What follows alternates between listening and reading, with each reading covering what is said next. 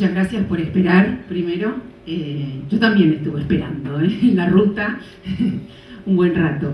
Gracias, Lucas, por la presentación. Me sorprendieron los dos caminos que no se bifurcan, sino que se cruzan y que tomaste. Uno es el de aquella novela Elecciones Primarias, que es muy representativa, no solo quizás de una búsqueda a través de la escritura, sino también de un impacto de la realidad en la lengua, porque uno a veces, digamos, podríamos incluso pensar que hay una diferencia entre lengua y discurso. El discurso está más del lado de la realidad, por eso nos cansa y nos abruma tanto el discurso de los medios, el discurso de la televisión, el discurso de los políticos, el discurso que quiere decirnos lo que es la realidad, y la lengua, que es una forma de vivirla y de interpelarla, ¿no? Y creo que lo poético justamente permite transitar por aquello que llamamos realidad, que quizás podemos empezar diciendo que la realidad no existe. ¿Qué es la realidad, no? En todo caso, nosotros la vamos significando con la escritura. Y después el otro lugar que tomaste es un programa, creo que es mi primer programa de televisión, que la idea en realidad surgió, no me acuerdo cómo, pero sí, muy pronto me di cuenta que era una idea al infinito, porque se llamaba, y creo que lo están también pasando ahora en Canal A, unas nuevas ediciones, se llama, porque si es al infinito se seguirá llamando y ojalá se vuelva a hacer, El Fantasma. Y el fantasma en la literatura, en el psicoanálisis es otra cosa, pero en la literatura el fantasma es el lector, para el que escribe. Y ciertamente me parecía muy interesante producir un encuentro que no fuese con el periodista o con el crítico y el escritor, que más o menos ya sabe lo que van a decir, sino con la pasión, o sea, con la lectura. Era raro porque se producía una felicidad incómoda. El escritor en general no quiere conocer demasiado al lector imaginario de lo que escribe, y el lector al mismo tiempo, cuando conoce al escritor que admira, no sabe muy bien qué decir. Pero esa felicidad incómoda manifiesta algo real y no discursivo, ¿no? Y para mí era fascinante. Yo hacía de medium. Yo trataba de facilitar un encuentro que no estaba ni preparado, ni en realidad tenía un código. Era un encuentro sin código. Yo tenía un par de dos chicos que hacían de caza fantasmas, y entonces se iban a las librerías a ver qué estaba mirando alguien con insistencia. Si por ejemplo estaba mirando, no sé, mucho un libro de Piglia o un libro de Andrés Rivera o de Luis Guzmán, se le acercaban y le decían, ¿querés conocerlo? Y entonces anotaban el número. En ese momento, bueno, no había ni mail ni todas esas facilidades actuales, ni Facebook, ni nada, y nada, simplemente se le hacía un pequeño tanteo de cuánto había leído a Rivera, cuánto había leído a Castillo o a quien sea, y después se convocaba al escritor para que se produjera el encuentro, ¿no? Que es un encuentro que para mí cada vez era una sorpresa. Por eso me gusta decirlo, el texto inédito por excelencia, el texto que nunca se publicará, pero que todos tenemos, es la lectura.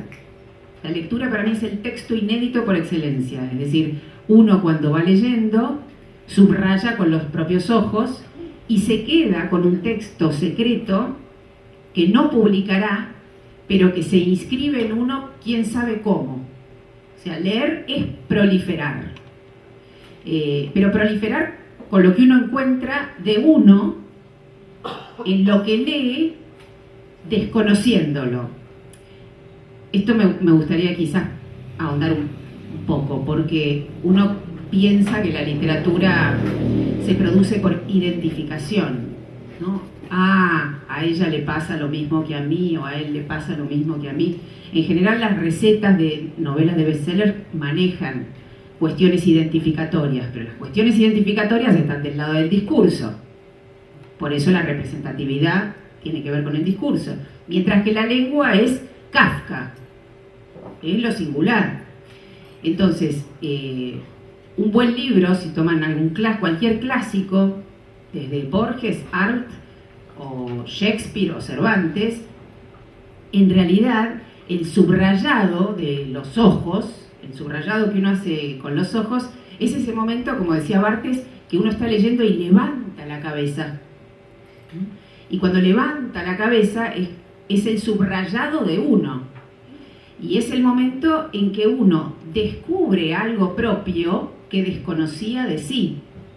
No es que ratifica lo que era, sino que se va abriendo, ¿no? No es una ratificación la lectura, es un descubrimiento, pero es un descubrimiento de lo propio a través del que escribe. Y entonces, para volver al subrayado, en relación al fantasma, recuerdo una anécdota bastante particular. Yo siempre empiezo como a disgregarme, ¿no? Porque vienen, por ejemplo, en este momento viene a mí, antes de hablar del fantasma, en relación al subrayado. A ver ahí me quedo quieta ahí. Encima soy movediza. Las autobiografías, ¿vieron las autobiografías? Cualquier autobiografía de Einstein o cualquier autobiografía que hayan leído, dice autobiografía, ¿no? Y es muy interesante cuando un escritor titula su autobiografía, o cualquiera de ustedes escriba una autobiografía en vez de poner. Me parece muy interesante cuando un autor o una persona no solo dice voy a escribir mi autobiografía como si fuera el género de dejar por escrito su vida o un legado a su familia o lo que fuese, o una descarga biográfica, sino que también le ponga un título. No muchos escritores le ponen título a su autobiografía. Por ejemplo, no sé, Anthony Burgess, el autor de La Naranja Mecánica, tituló su autobiografía Ya viviste lo tuyo. Y a partir de ahí empieza a escribir su autobiografía.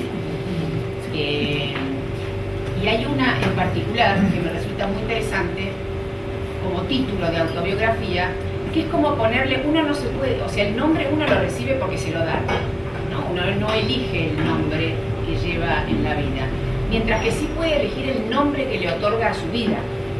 Mi vida se llama, y ponerle de título a su autobiografía, ¿no? Y Nina Berberova, que es una escritora rusa que se exilió mucho tiempo en París en los años 50, tituló su autobiografía El subrayado es mío. Como si a sus días ella le pusiera una mirada en el subrayado. Y en El fantasma, una vez vino Alan Pauls, ¿no? Lo ubican más o menos a Alan Pauls, como quieran llamarlo, y entonces se encontró con un fantasma, que era un fantasma, en general eran bastante fanáticos, ¿no? Del autor, eran fantasmas fanáticos, no fans, no ese concepto de fans, porque había un saber, una lectura, no era una idolatría, no venían a idolatrar, venían incluso a cuestionar lo que el otro había escrito o por qué había terminado así con una historia. Y el de Alan Pauls vino con la novela más importante de Pauls, que es El pasado, que es una novela muy intensa, un poco, quizás en el fondo, pero igual no conocemos y no hace falta conocerlo, algo autobiográfica sobre la noción de amor y pareja, sobre todo eso, es una novela con la conflictiva de la pareja y el amor, y entonces aparece este fantasma con subrayados de varios colores, ¿no? La novela subrayada con muchos colores. Y Alan ve su novela intervenida de ese modo.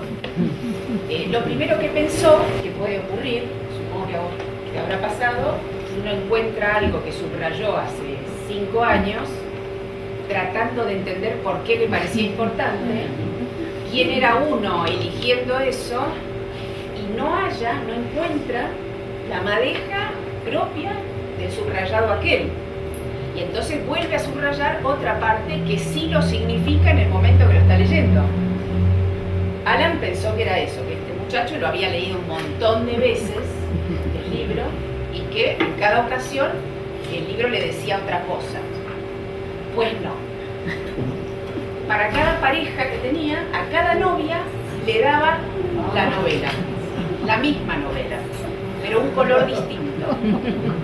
Y entonces cada color era una novia del fantasma, que subrayaba y al costado ponía, por ejemplo, hijo de puta, todo lo que, cosas como de peleándose con la protagonista, con el protagonista, y así él conseguía entender qué esperaba o cómo estaba ubicada su pareja en relación al amor. Más cruce de realidad y literatura no encontré. Pero bueno, eso por un lado. No sé si quieres decir. Yo voy de... Sigo, mira. No, porque yo un poco no sé cómo quieren que funcione la modalidad, me adapto a las circunstancias. Tengo unas cuestiones para decir en relación a literatura y realidad. Esto que dije ahora un poco respondía a las 2 citas que vos mismo hiciste. En relación a elecciones primarias tuve una experiencia también muy insólita. Es una novela que salió es anterior a la última. La última salió este año, elecciones primarias salió como hace 6. Y en esta época que existe Facebook y que existen esas cosas, recibo por Facebook un pedido de una persona que yo no conocía, que había leído elecciones primarias y que le había pasado algo muy extraño. Cuando la empezó a leer, la empezó a no subrayar, pero a escribir, que eso es lo que más quería Macedonio Fernández, ¿no? Que después de leer uno escribiese su texto, aunque no fuera ni por escrito en el sentido de un papel ni publicado, es lo que uno se escribe con lo que lee. Él se había puesto a escribir una partitura, o sea, leía la novela y la iba trasladando a partitura. Yo pensé que era un chamullo de aquello, no lo conocía, por supuesto me fijé quién era. Es un muy buen compositor argentino que se llama Guillo Spell, excelente compositor argentino que mezcla un poco folclore con dodecafonismo. Es muy extraño lo que hace, tiene varios discos. Y nos encontramos y me dijo que el efecto poético de la novela, que está muy tramada en una oralidad, lo llevó a pensar en voces. Y después ganó el premio del Fondo Nacional de las Artes, escribió la ópera de cámara y se estrenó hace un mes en el Teatro Cervantes. Lo que me resultó muy interesante es cómo, digamos, una lectura es siempre una apropiación. Una lectura es siempre una apropiación.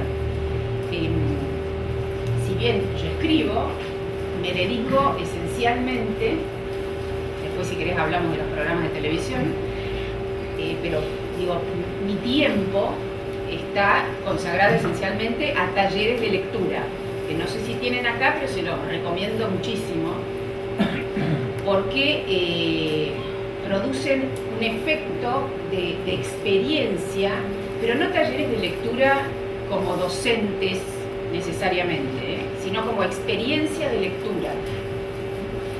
Yo tengo muchos grupos de talleres de lectura donde es como si en cada ocasión, también para mí, porque si no sería una repetición. Yo quizás he leído con grupos de talleres de lectura, no sé, 15, 20 veces Madame Bovary o El Quijote, pero en cada ocasión, por eso es tan importante que sea una experiencia de lectura y no una lección de literatura, el texto que aparece es otro. porque lo recontextualizan las miradas. Yo voy leyendo y percibo el efecto en quienes estamos pasando por ese texto. Por eso el recorrido que yo hago es esencialmente de lo que podríamos llamar clásicos. Cuando digo clásicos no estoy refiriéndome solo a Cervantes ni a Shakespeare. Clásicos llego a César Aira. Clásico es aquel que tiene algo para decirnos siempre. Uno lee Macbeth hoy y es como si lo hubieran escrito mañana. Por eso la definición de clásico no es para nada la de museo, sino es lo más vivo que hay, porque está todo el tiempo interpelándote desde lugares diferentes. Por eso, por ejemplo, hay clásicos que son mucho más reales. Antes mencioné a Kafka. No sé si han pasado por Kafka, pero Kafka es un antes y un después de Kafka. Porque Kafka no escribía, por ejemplo, haciendo metáforas o de manera, digamos, estilísticamente florida ni nada. Ustedes pueden leer La Metamorfosis o El Proceso y no van a encontrar una metáfora, tampoco una alegoría. ¿Por qué? La obra es la metáfora. Todo la metamorfosis es una metáfora. No hace falta decirla. Y es una literatura que uno experimenta. A mí me interesan mucho los textos que producen ese tipo de efectos. Por supuesto, las buenas historias siempre vienen bien. Y otra cuestión que me parece interesante pensar en este eje de literatura y realidad, ya que se supone que vivimos en el reino de la imagen, ¿no? La realidad efímera, como diría Lipovetsky, en realidad, no sé ustedes cómo lo experimentan, lo que es más difícil de sacarse de encima no es una imagen. Las imágenes se disuelven.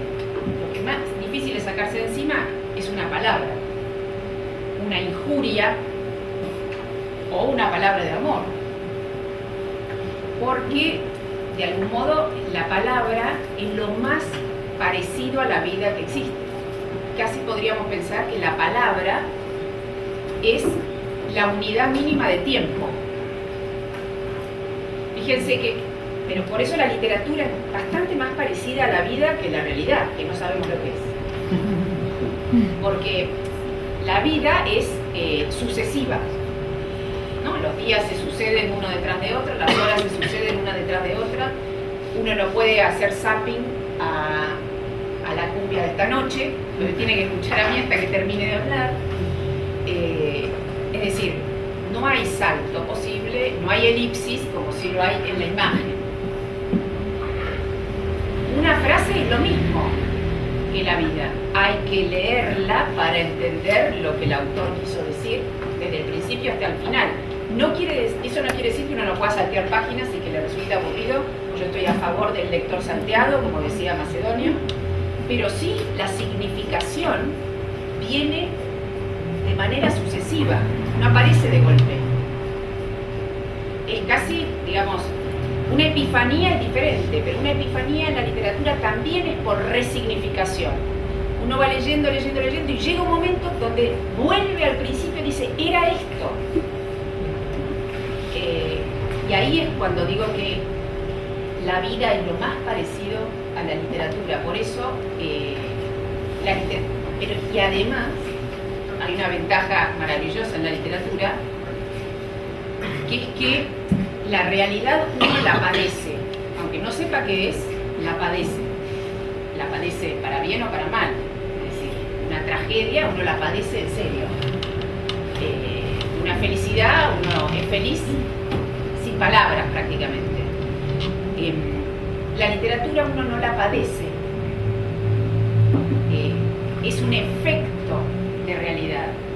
Tiene los efectos de la realidad, tiene el efecto del amor, el efecto del dolor, el efecto de la muerte, el efecto de la pérdida o el efecto hallazgo, pero no la padece. Y entonces, ¿qué implica la literatura en relación a la realidad? Que uno puede soportar la realidad, significar la realidad con lo que lee, porque el efecto lo va a tener.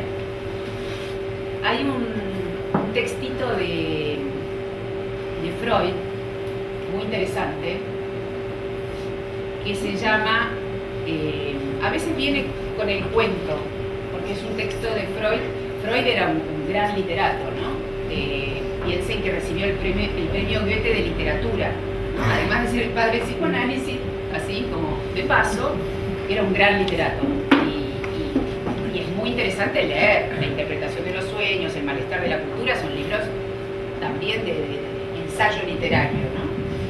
Y además, él le parecía tan interesante el Quijote a Freud, no sé si sabían esto, que se propuso aprender español solo para leer el Quijote. Freud aprendió español para leer el Quijote, pero lo aprendió, se metió, necesitaba la lengua del otro para llevarse el Quijote como apropiación. Freud se apropió del Quijote con la lengua del Quijote, que es una quijotada lo que hizo. Y tiene un libro, Freud, que se llama Lo Siniestro, donde él toma un cuento excelente de Eta Hoffmann, un escritor alemán, que se llama El hombre de la arena. Y lo que hace Freud, trabajando en Lo Siniestro, y justamente lo dice muy bien, llega a eso, es como el texto de Hoffmann produce el efecto de siniestro. No cualquier, aunque les parezca mentira, hay libros de Stephen King que también producen un efecto de siniestro. Uno de ellos se llama La mitad siniestra y es excelente. Por eso no es que hay que irse a los clásicos en relación a estar en el siglo XVIII, XIX. En nuestro siglo tenemos muchos clásicos por venir.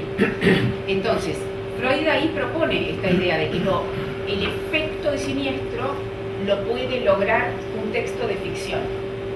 La realidad produce lo que podríamos decir situaciones que no tienen nombre, que no se las puede nombrar, porque duelen o porque uno está en éxtasis. Y la literatura es lo que nos va acompañando a significar la realidad. Y nosotros todos somos seres de lenguaje, tenemos memoria, tenemos historia, no somos animales que vamos viviendo lo que hay. Por lo tanto, significamos todo el tiempo. El paso por la vida es una necesidad de significación. Si no, el famoso ¿por qué estamos acá? No tendría ningún sentido. Que no lo tiene, pero hay que inventárselo, y la literatura, dentro de todo, es uno de los grandes medios para inventar sentido. Y por último, porque después también me gustaría que conversemos, el escritor, así como el orfebre, es el que de algún modo es el artesano de las palabras, ¿no? Digo, es una dedicación. Es como el que sabe trabajar la madera. El que sabe trabajar la madera va a sacar un tesoro de la madera. Y de algún modo el escritor es el que bucea, cuando no enloquece, en el tesoro de la lengua, lo que podríamos llamar el tesoro de la lengua. Digo escritor, diferenciando quizás me refiero más al escritor artista que al escritor de oficio. El escritor de oficio puede estar respondiendo a necesidades editoriales, hay otra demanda, pero el escritor artista es el artesano de la lengua y es el que va a bucear al tesoro de la lengua y trae una que otra gema. Y es lo que cuando uno se sorprende leyendo un texto nos hace brillar por dentro, porque es simbólico. estamos en el terreno de la lengua, no es que nos van a dar una pepita de oro, pero nos van a simbolizar la vida, que es tan necesario. Bueno, eso para empezar. Bueno, ¿alguien quiere hacer alguna pregunta, comentario? Está abierto. ¿No? Puedo seguir. Bueno, si querés seguir. Pero quieren preguntar algo, intervenir, van a interrumpir. Yo si querés te hago una pregunta, incluso para ver si también a que continúe. ¿Cómo es, digamos, pensando en base a esto que mencionás, y sobre todo la cuestión de los efectos y el ejercicio de ir aprendiendo a percibir, ¿no?, esos efectos para avanzar en la lectura, y tomando esta cuestión también muy clásica de las escrituras de aprendizaje, ¿no?, y las novelas de aprendizaje como se las conoce, dándolo vuelta, ¿cómo fue tu aprendizaje de lectura, digamos? ¿Qué momento considerás que se fue amasando esa técnica de la lectura? Bueno, y cómo se da después el pasaje de la lectura, de esa forma de toparse con un texto, al momento de producir un texto. Bueno, la lectura, digamos, en realidad no solo me gustaría referirme a mí, para no ser demasiado autorreferente justamente, puedo decirlo, porque tuve la suerte de respirar muy pronto textos de manera afectiva, porque la verdadera literatura entra por afecto. Pero por afecto no quiere decir que una persona te tenga que querer y regalar un libro, ¿no? Afecto puede ser en soledad. Afecto puede ser uno solo, de chico, topándose con acá, alguien que camina y agarra un libro, y el afecto está en ese encuentro. Yo lo tuve doblemente porque, además de encontrar afecto en el Quijote, mi padre me leía todas las noches un capítulo, cuando yo era chiquita. Entonces vino con doble afecto, la entrega de mi padre y la del propio Quijote. Después, cuando vos llamás técnica de lectura, es una palabra que no la dejaría solita a la hora de leer, porque la técnica de lectura sí o sí tiene que implicar una sorpresa, y a veces con técnica no hay sorpresa. Entonces es un equilibrio difícil, donde la sensibilidad, digamos, tiene que tener un asidero, pero no por tener un marco perder la sensibilidad. Yo creo que es muy importante, como uno realmente puede leer muchas veces un libro, porque los ojos, les aseguro que van a caer en otra parte. Uno es muy diferente en cada lectura, entonces la sorpresa siempre está. La repetición forma parte de la alienación. Si uno está alienado, siente que todo se repite. Ahora, la buena disposición a encontrarse con lo diferente, incluso de uno, hace una buena lectura. Yo ahora estoy leyendo, yo hago también muchos estos talleres en el Malva y en el Bellas Artes, ¿no? Ahora justamente estoy haciendo uno en el Bellas Artes sobre novela de iniciación, sobre novela de aprendizaje. Y en el Malva empiezo en noviembre uno sobre otra novela increíble del padre de la literatura brasileña, el primer escritor brasilero, que se llama Machado de Asís. Pero fíjense el caso de Machado de Asís, que fue el primer escritor, digamos, un poco el que inaugura la literatura brasilera, no portuguesa, ¿no?, en el siglo XIX. Machado de Asís no tenía ningún recurso, no había un libro en su casa, sus padres no tenían ninguna relación con la literatura, pero resulta que fue a trabajar de muy joven a una panadería de una francesa que vino en el siglo siglo XIX y la francesa se trajo algunos libritos. Se trajo un Voltaire, se trajo un Rousseau, y Machado de Asís, chico, 12, 13 años, mientras preparaba el pan, hablaba con Voltaire. Y se fue nutriendo en esa panadería de una cantidad de afecto que le venía por la palabra, que iba dándole forma a su vida, porque finalmente le fue dando forma a su vida la palabra del otro, es decir, la palabra del autor. Insisto, palabra de artesanos de la palabra. Porque uno puede tener preciosas conversaciones con amigos, con parientes, con parejas. Yo soy una reivindicadora de la conversación como vida cotidiana, como escena cotidiana, pero no es lo mismo la conversación con un libro. Justamente por eso, porque el otro no es un sabio, ¿no?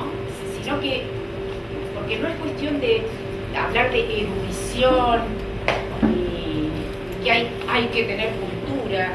No es que sea un sabio, tiene algo que para mí es fundamental en cualquier rubro, que es dedicación. Se dedica a encontrar sentido a través de las palabras. También en el plano del amor. Sin dedicación es muy probable que fracase. Y las novelas de iniciación, como bien decías, digamos, después yo me fui formando. Obviamente empecé con Cervantes, que ya es empezar por una puerta un poco grande, pero un Cervantes muy traído por mi padre, muy amenizado, y además significando la vida. De algún modo, él no me lo leía queriendo que yo fuese culta, sino realmente para que yo aprendiera algo de la vida. Y si uno lee El Quijote, aprende muchísimo de la vida, porque piensen, por si no lo leyeron, ¿no? Digo, hay dos grandes lectores dentro de la literatura, ¿no? Dos tipos de lectores dentro de la literatura. Hay muchísimos más como personajes, pero hay dos que son paradigmáticos. Uno es el Quijote, gran lector de novelas de caballería, y la otra es Madame Bovary, Emma Bovary. Pero fíjense la gran diferencia que hay entre los dos. Emma Bovary, como bien escribe Flaubert, desde muy joven, cuando está incluso en el convento, lee novelas rosas, novelas que hizo mujeres, que escribió Mujercita, digamos, va leyendo todas novelas, biografías románticas, y se hace de una literatura inmensa que después sale a vivir y quiere que le pase lo mismo que a las heroínas. Por eso, Madame Bovary, ya que estamos en realidad y literatura, es una tragedia. Madame Bovary es una tragedia porque ella todo el tiempo fracasa queriendo encontrar en la realidad lo que había leído. La satisfacción, digamos, se le desarma apenas se topa con la realidad. En cambio, el Quijote, que es el otro gran lector de la literatura, es al revés. El Quijote leyó las novelas de caballería. Y entonces, él no quiere ser como Emma Bovary. Emma Bovary, ¿puedo explicar un poquito? Sí.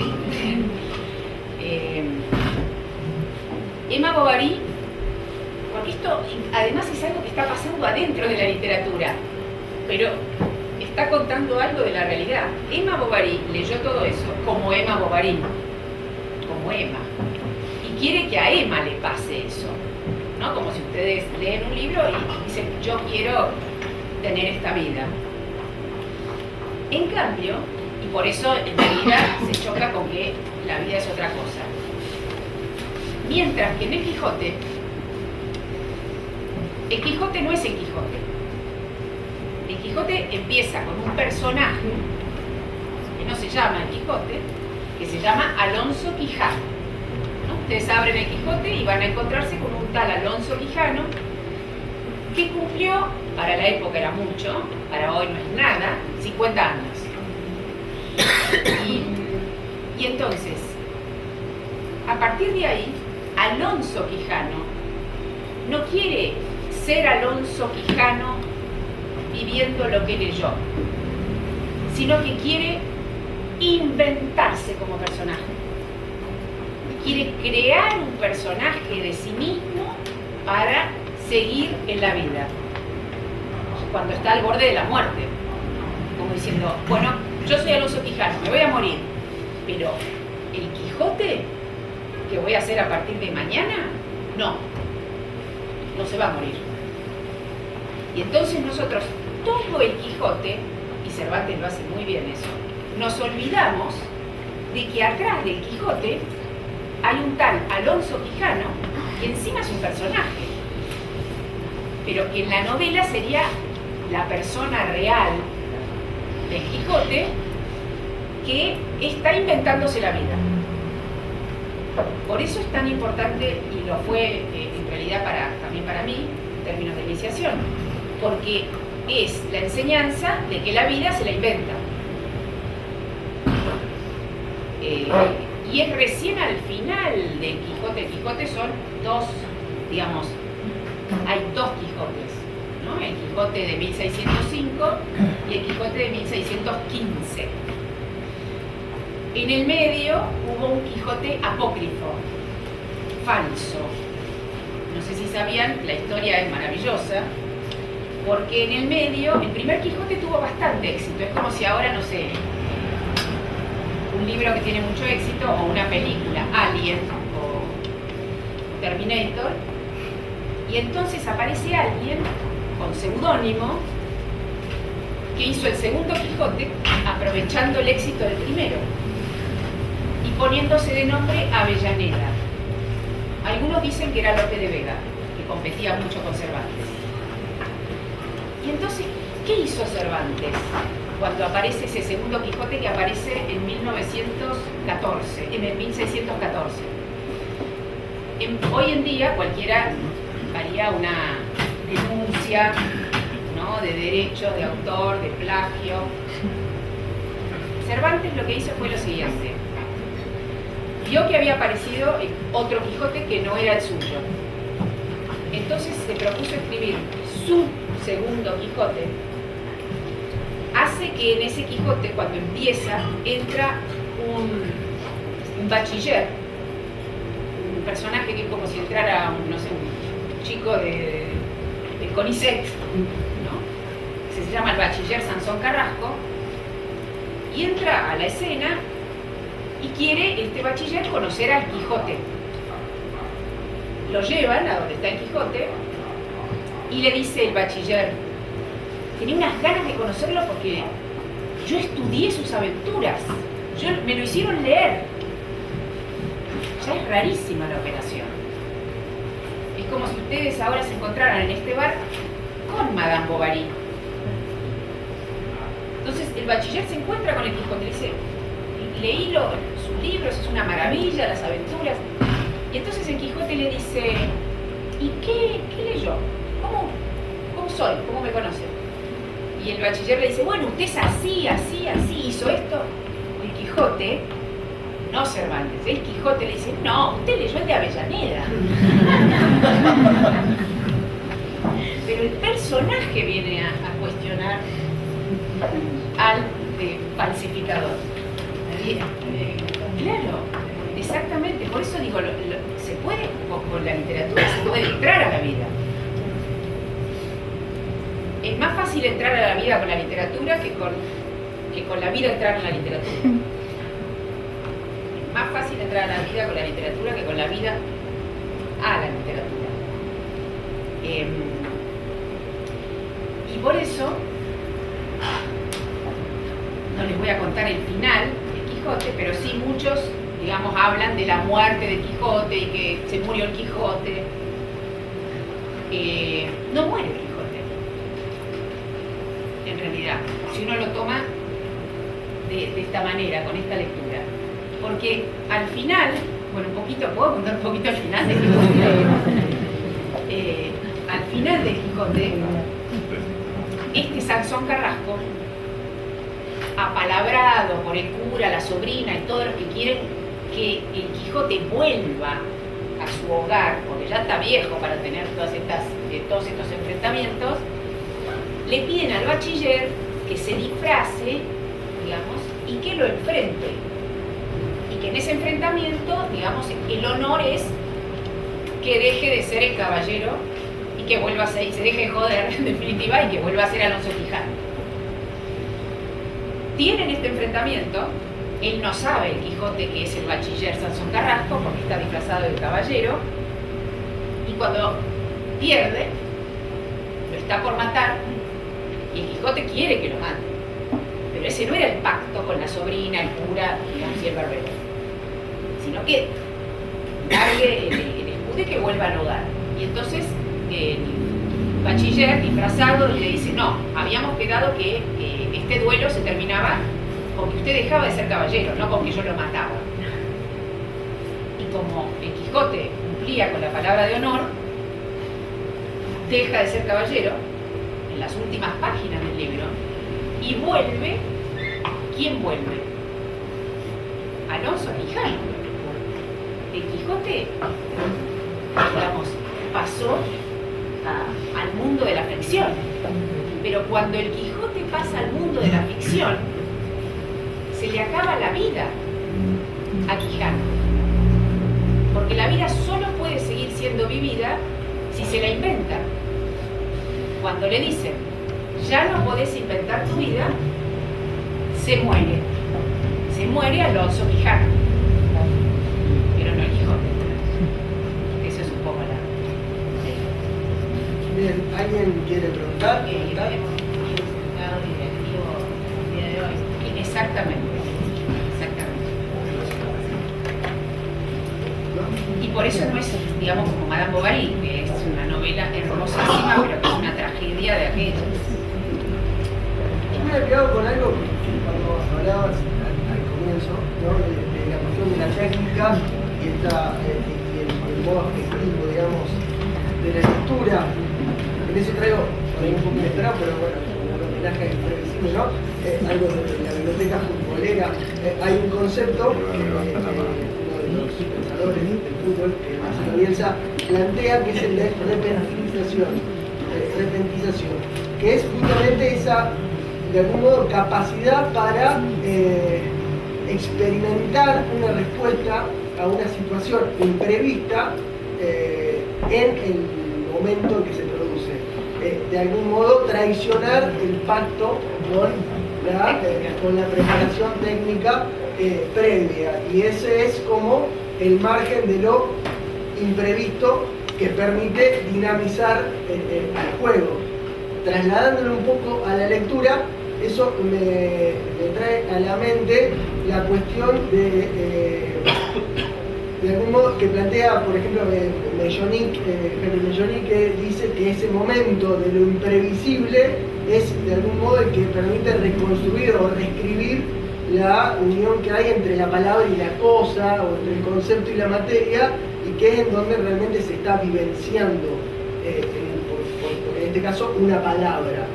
¿Cómo es ese proceso de acercamiento, digamos, a la lectura y posteriormente a la escritura, en tu caso personal, para de algún modo reescribir ese lazo afectivo, ese lazo sensible con la experiencia escrituraria, y traicionar lo que sería el pacto con la técnica, que debería estar representado en este caso por el caudal de lecturas previo?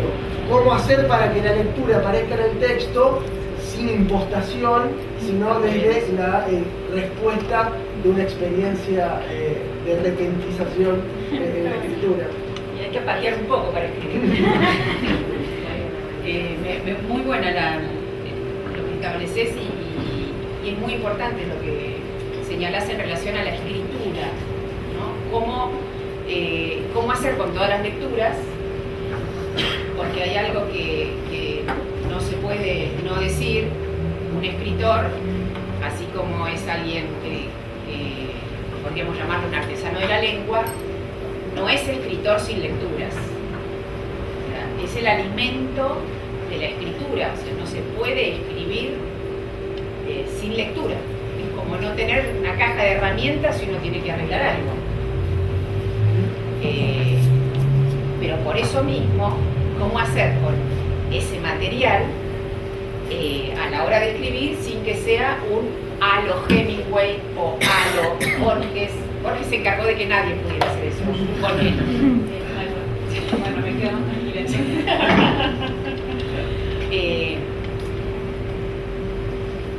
Es algo que se produce, digamos, como es una poética que tiene mucho que ver con lo repentino de la página. Hay que confiar en que la lengua nos lleva a alguna parte. En mi caso particular hay muchos escritores que prefieren trabajar con esquema o con disciplina, ¿no? Creo que acá estuvo Martín Cohen. Martín es muy disciplinado, ¿no? A las 8 de la mañana lo van a encontrar en un bar con un cuaderno de un color particular para esa novela en particular. Y a él le rinde mucho estar en situación. A mí no me pasa eso, por ejemplo. Yo si estoy en situación ya me siento incómoda, pero sí me ocurre ser tomada por una necesidad de escribir, elecciones primarias, de escribir muy rápido, y todo lo que es un trabajo de lectura, o sea, lo que implica la lectura, la técnica, en mi caso, y me parece, yo no puedo no hacerlo tampoco, es la segunda etapa de la escritura, el pulido y la corrección. Ahí planteo una severidad muy fuerte. La primera escritura es una escritura, más allá de que uno haya leído, digamos, es de desconocimiento. Escribo sin saber. Motivada por algo que produjo ese querer ir. Es un querer ir, pero no es un recorrido por un esquema, sino que más bien es una deriva que en el mejor de los casos implica descubrimiento. No siempre la deriva implica descubrimiento. A veces uno se pierde y se perdió. Pero el embale de la escritura para mí tiene que ver con montarse en la lengua, y que la lengua es un animal bastante vivo y bastante más independiente de uno que lo que creemos. Vieron que muchas veces uno dice, lo que yo quiero decir, o ¿qué quisiste decir? Se usa mucho el querer decir. La gente no sabe lo que quiere decir, sino porque diría lo que quiero decir. Diría, punto. Por eso digo, hay algo independizado de uno en la lengua que se juega mucho a la hora de escribir si uno confía en la lengua. Después se arma. Es muy raro la experiencia. Es como si la lengua supiera y uno simplemente es jinete. Ahora bien, una vez que se arma todo esto en bruto, porque es una especie de aventura un poco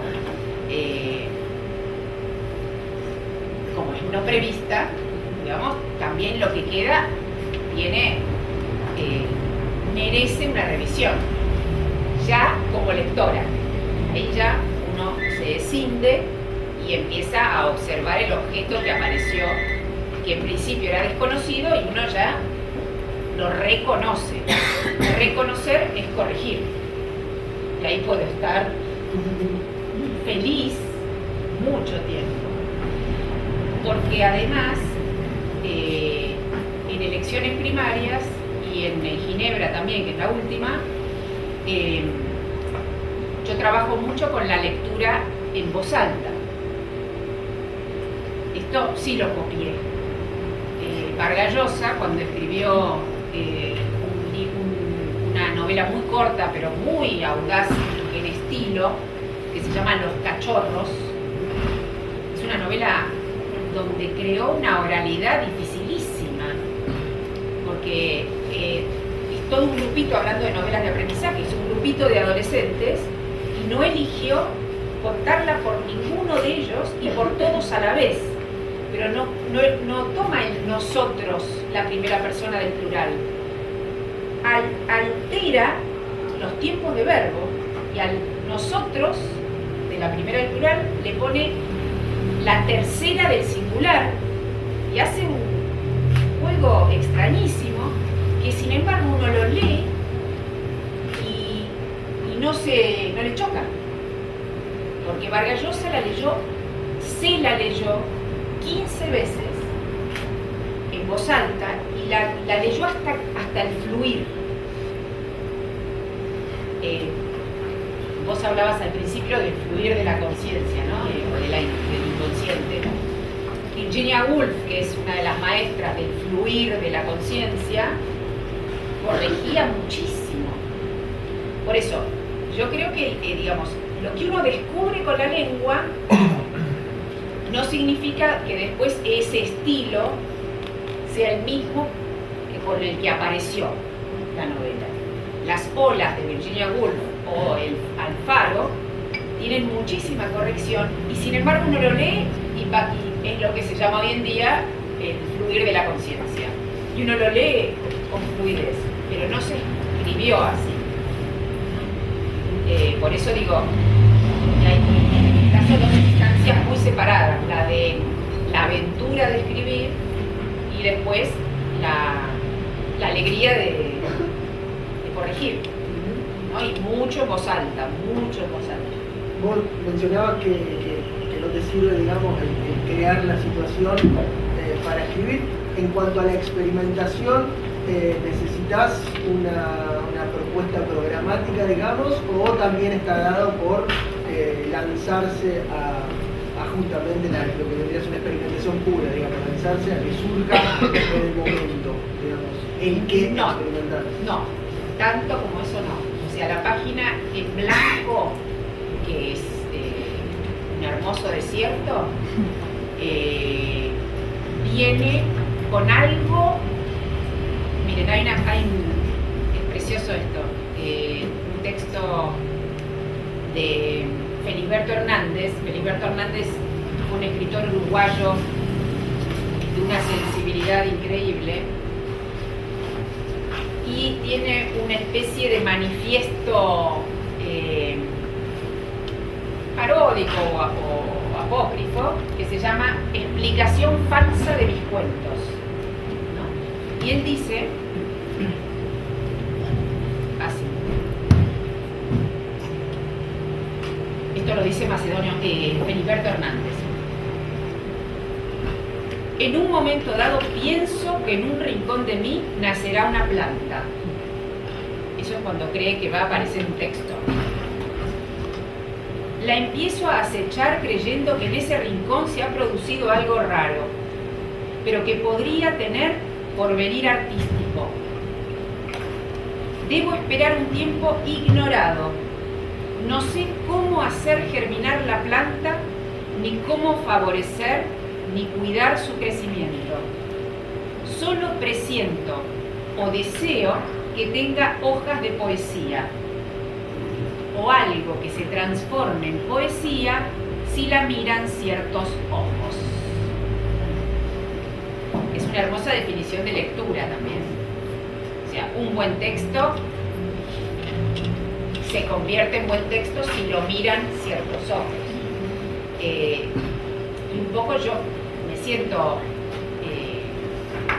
emparentada con esta frase, en el sentido de que hay algo que sé que está por. En el caso de elecciones primarias, el detonador fue bastante concreto e imprevisto. Tuve de esas reuniones que supongo que todos habrán tenido o padecido, que son cuando se vuelven a encontrar gracias entre comillas también a Facebook, con los amigos del colegio primario, ¿no? 40 años después. La eterna juventud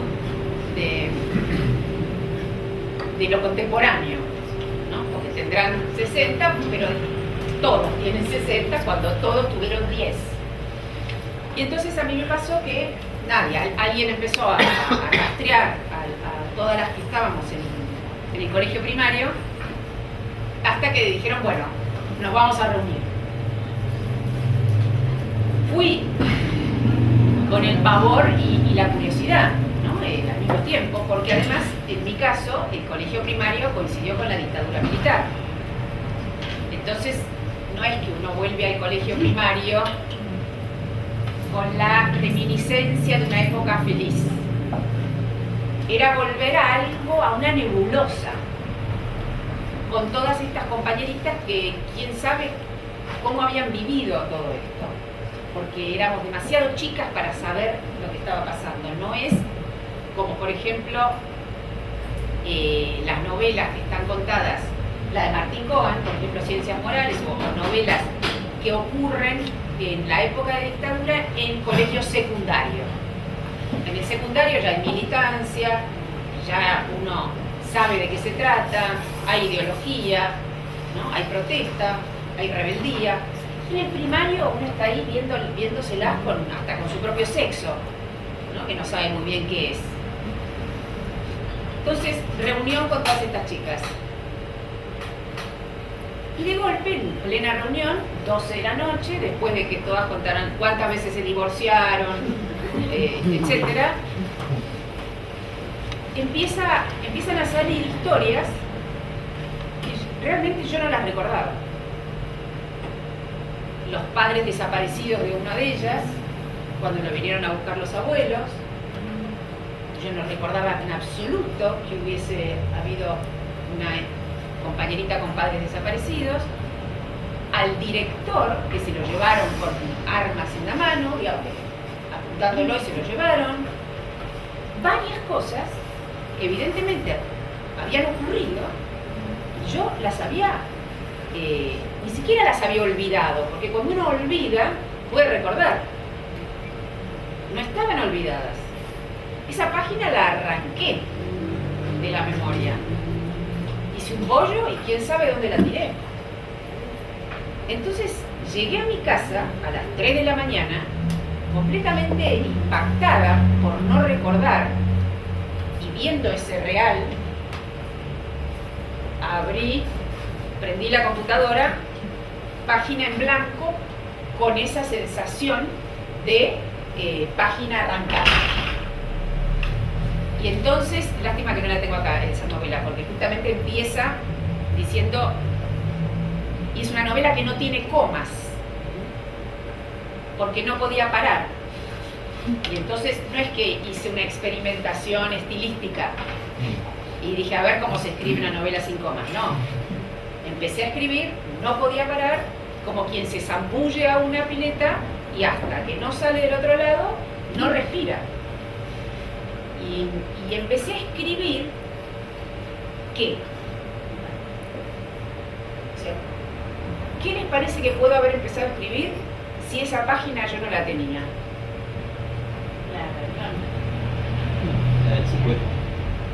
Ficción. Empecé a escribir ficción. Así empecé a escribir ficción yo. Inventando en los agujeros de la memoria. Con el afecto del dolor, con el afecto, pero sin el argumento de mi propia historia. Entonces no es una novela, porque en muchos casos se decía que era una novela autobiográfica. Nada de lo que cuento ahí ocurrió, porque yo no me lo acordaba, ni me lo acordaré nunca. Porque es como que desapareció esa historia, que es un gran dolor también. Pero ese agujero en la memoria me permitió de algún punto, o me impidió que creara una historia. Que creara una historia con el poder de esa infancia. Entonces es una novela donde la dictadura no está presente, está en sordina, pero es un grupito de chicas que empiezan a desear, a descubrir digamos, su sexualidad, como decía antes, a relacionarse entre sí, pero se siente todo el clima, digamos, de la dictadura, y por eso se llama Elecciones Primarias, que me costó un montón que la editorial lo aceptara, porque justo la publicaron en tiempos de elecciones primarias. Entonces, claro, tenían miedo que la pusieran en política. Se llama Elecciones Primarias porque es en tiempos cuando los niños eligen palabras primarias. Las elecciones primarias son, por ejemplo, la primera injuria que una se anima a decir cuando tiene, digamos, un acoso sexual en un colectivo. Son las primeras así, buches de palabras, y esas como elecciones, porque la palabra uno la repite hasta que aprende. Mamá, mamá, mamá. Pero en elecciones primarias son las primeras palabras que uno no repite, ¿no? Que uno elige decir para enfrentarse con lo que lo rodea. Primarias, porque eran primarias, porque era el colegio primario, y también porque justamente era una época donde no había ninguna elección. Entonces, todo eso funcionaba para que me impusiera en la editorial y dijera, no, déjense. ¿Alguna pregunta, comentario, alguien? La fantasía tuya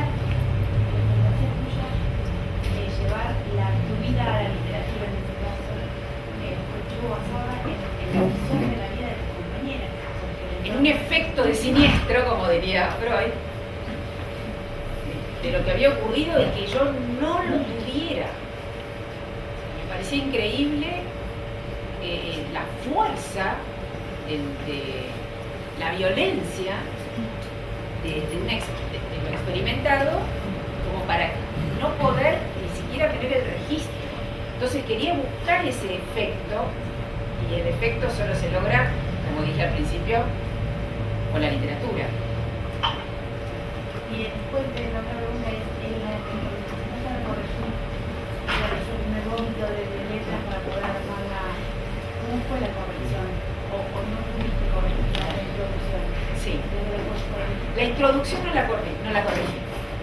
La zambullida es que no la corregí no por purista ni por ser fiel al primer impulso. No tengo ningún problema con fallar. No la corregí porque la verdad es que salió como hubiera querido si hubiese tenido que corregirla. El resto sí, corregí muchísimo. Porque la lengua, digamos, es como la música, la lengua. Y hay mucho de oído en el que escribe. Hay que escuchar mucho el decir para que no sea solamente contar una historia, sino también sea hacer algo simbólico con la ficción. Lacan tiene una frase que también muy reveladora, ya que cité a Freud, ahora cito a Lacan, digo, para estar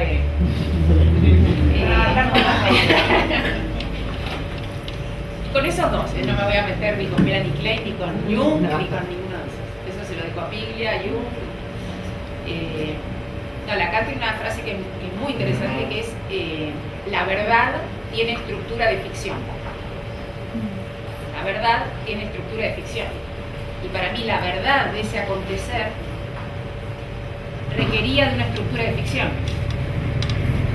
Porque es la única manera en que puede ser tolerada.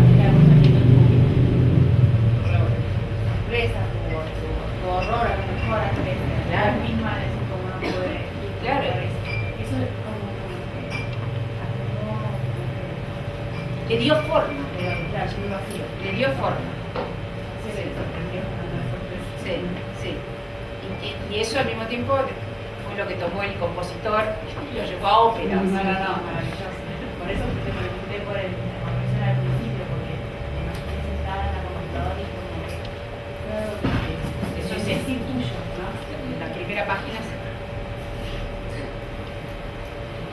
empieza la novela, no me acuerdo, pero la primera frase es algo así como: voy a contar hasta que se me vaya la respiración, o sea, voy a contar hasta que alguien me frene. Y así se hizo la novela. La escribí muy rápido. Pero ahora sí, después, la que se publiqué ahora es una continuidad. No es continuación, pero un poco es la parte adolescente de esta niña, que es el exilio. Y ahí sí, volviendo a lo que me decía Lucas, ahí ya trabajé con una técnica que descubrí en elecciones primarias, que es escribir donde no recuerdo. Entonces, en vez de contar, por ejemplo, si yo viví en Ginebra en mi adolescencia, si alguien me pregunta, che, ¿qué hiciste? ¿Cómo la pasaste? ¿Con quién conociste? Yo les puedo decir un montón de gente y las experiencias que tuve. Pero cuando escribí la novela, no hay nada de lo que yo les contaría. Porque yo quise escribir justamente con lo que no recordaba. Pero con los sentimientos autobiográficos. Con las sensaciones y los sentimientos, no con los argumentos. ¿Se entiende? Por ejemplo, no sé, yo tenía una amiga, una amiga jovencita, estoy hablando de la adolescencia, 14 años, que se apodaba Joe, J-O, porque no sabía si era hombre o mujer, tenía toda una cuestión. Y yo, la verdad es que le veía una mirada muy particular a esa chica, una mirada entre perdida, indignada, triste, una mirada extraña. Pero yo iba a la casa de ella, estaba el papá, la mamá, todo. Entonces, en Ginebra está Joe. Pero la historia que tiene Joe no tiene nada que ver con la Joe que yo les puedo contar, pero sí tiene que ver con esa mirada. Es lo que le inventé a la percepción real que tuve de esa mirada. Entonces, tiene una madre que se suicidó con un bebé en los brazos en el lago de Ginebra. O sea, si llega a leer esta novela me mata, pero digo, igual no importa, porque no hace ficción. A eso me refiero, los sentimientos son reales. La historia es estilísticamente otra. Y ahí volvemos, realidad y literatura. ¿Alguna pregunta? ¿Quién lees, Lucas, puedo? ¿Quién lees de los escritores contemporáneos? Samantha Schweblin, Mariana Enríquez, ¿quién lees o quién te Mira, gusta? ya me obligaste. O Gabriela Cabezón Cameron, no sé ya que va a venir. ¿Quién? Sí. Sí, además son todas bastante cercanas, ¿no? También de amistad. Me interesa mucho lo que está haciendo Samantha, ¿no? Como renovación o como herencia también del fantástico rioplatense. Y también Gabriela, digamos, cada una está... A mí me cuesta mucho hablar de lo contemporáneo, porque es lo que está ocurriendo y entonces no me gusta ni juzgarlo, incluso en mis talleres de lectura, que se llaman clásicos no tan clásicos, CNTC, no trabajo escritura contemporánea, porque me parece que la escritura contemporánea está en diálogo. ¿No? Hay un diálogo incluso con los lectores. Yo leo Las aventuras de la China Iron de Gabriela y me parece genial la actualización y la manera en que trabaja el Martín Fierro en clave de género y en sorna también, porque no es solo una cuestión de militancia feminista, es también de literatura y parodia y divertimento, porque hay unas partes que son muy divertidas en la novela, pero sí, digamos, lo que yo leo, eso es lo que leo en relación al diálogo. Pero para mí son, digamos, Samantha y unos cuantos más. Yo no estoy en esa tradición, que puedo pensar en otros referentes, no serían lo que son sin Silvina Ocampo. Entonces yo te puedo hablar de Silvina Ocampo para entender a Samantha, pero no me parece, o por lo menos no me gusta hablar de gente con la que tomo café y leo con gran felicidad, pero no como personas que ya establecieron una tradición, porque si no las estaría sofocando.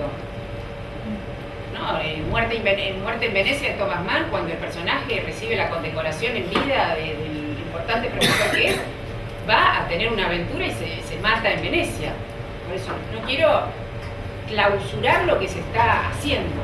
Sí puedo decirte que me gusta mucho leer lo que hace Samantha, me gusta leer lo que hace Gabriela, me gusta mucho la novela anterior de Gabriela, anterior a la China, o incluso un textito sobre la Bella Durmiente en clave de género, que es buenísimo.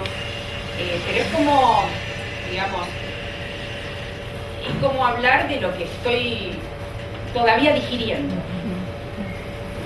en el buen sentido, porque lo estoy disfrutando. No quiero terminar de digerir lo que está pasando en el buen sentido.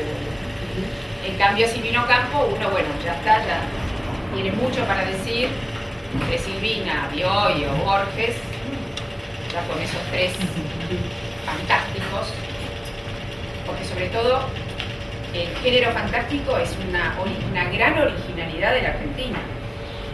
Es un género que lo ha reformulado, no solo, digamos, rioplatense, porque Felisberto Hernández es también un escritor fantástico. ¿Una pregunta más? ¿Algo? En cuanto al estímulo para escribir, a la cuestión temática, ¿qué relación tenés con lo contemporáneo? A ver, precisa.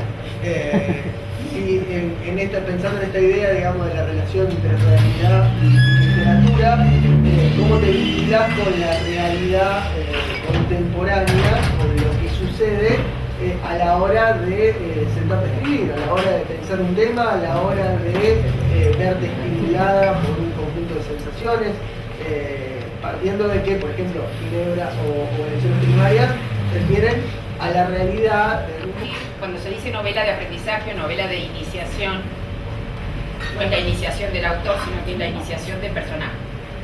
Y en las novelas de aprendizaje, novelas de iniciación, siempre hay un antes y un después, ¿no? El personaje pasa por una experiencia, la de Germán Hesse, y sale de otra.